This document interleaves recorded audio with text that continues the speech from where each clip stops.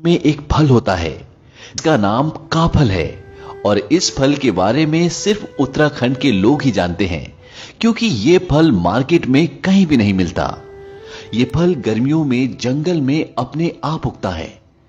और जब ये फल आता है, इस फल के साथ दो चिड़ियाएं भी आती हैं, जिनमें से एक चिड़िया कहती है, काफल पाको मिलनी चाको, यानी काफल पक गए लेकिन मैंने नहीं चखे।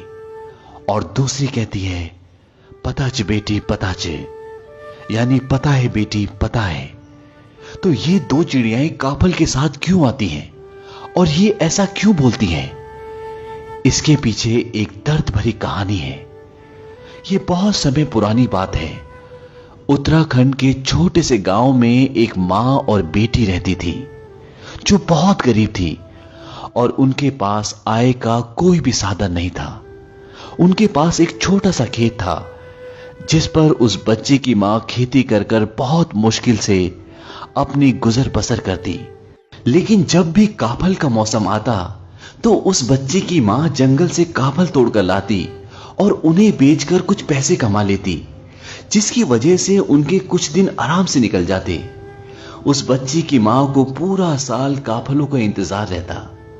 एक सुबह की बात है, उस बच्ची की मां सुबह सुबह जंगल से काफल तोड़कर ले आई। लेकिन उस सुबह उसे खेतों में काम करने के लिए जाना था। उसने सोचा कि वो शाम को काफल बेचने जाएगी।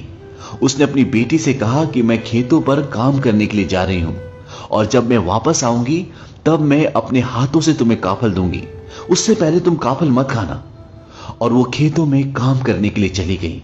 इस वीडियो को आगे देखने से पहले डिस्कवर चैनल को सब्सक्राइब करें और बेल आइकन भी दबाएं, ताकि जब भी हम कोई नया वीडियो डालें तो उसकी नोटिफिकेशन आपको मिल जाए।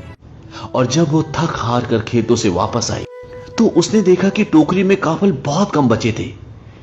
ये देखकर उसे बहुत गुस्सा आया।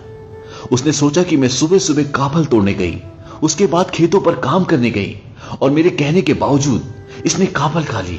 उसकी बच्ची काफल की टोकरी के पास ही सो रही थी।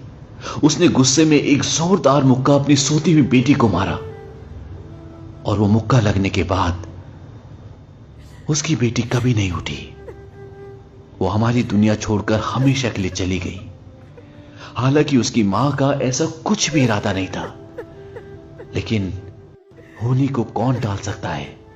और इस घटना के बाद उसकी मां कई घंटों तक उसी के सामने बैठी रही। दरअसल उस बच्ची ने काफल नहीं खाए थे। दिन में गर्मी बढ़ने के कारण काफलों की नमी कम हो गई थी और वो सिकुड़कर छोटे हो गए थे, और इसलिए उसकी मां को लगा कि टोकरी में काफल कम है। जैसे जैसे शाम हुई वैसे वैसे हवा में ठंडक और नमी बढ़ी और काफल वापस अपने साइज में आ गए। ये देखकर मां को पूरी कहानी समझ में आ गई और उसको एक गहरा सदमा पहुंचा, और वो भी उसी शाम अपनी बेटी के साथ हमारी इस दुनिया को छोड़कर हमेशा के लिए चली गई। कहा जाता है कि उस मां और उस बेटी की आत्मा दो चिड़ियाओं में चली गई, जो हर साल गर्मियों के मौसम में आती हैं, जब काफल आते हैं। और उसकी बेटी कहती है कि काफल पाको मिलनी चाको, यानी कि मां काफल पक गए मैंने नहीं चखे। और उसकी मां कहती है, पताच बेटी पताच, यानी मुझे पता है बेटी पता है। तो काफल जैसे स्वादिष्ट फल के पीछे ये एक दर्द भरी कहानी थी, जो उत्तराखंड में बहुत प्रचलित है। तो चलिए अब इस कहानी के बाद मैं आपको काफल के बारे में कुछ और जानकारी देता हूं। काफल खाने में स्वादिष्ट तो होता ही है, इसके साथ साथ ये शुगर के पेशेंट्स के लिए एक रामबाण का भी काम करता है। काफल से शरीर में ऑक्सीडेटिव तनाव कम होता है और दिल सहित कैंसर एवं स्ट्रोक के होने की संभावना भी कम हो जाती है। और काफल की एक और खास बात है, काफल को सिर्फ उत्तराखंड के लोग ही खा सकते हैं, क्योंकि इसे तोड़ने के बाद कुछ ही घंटों के अंदर खाना होता है, नहीं तो काफल खराब हो जाता है।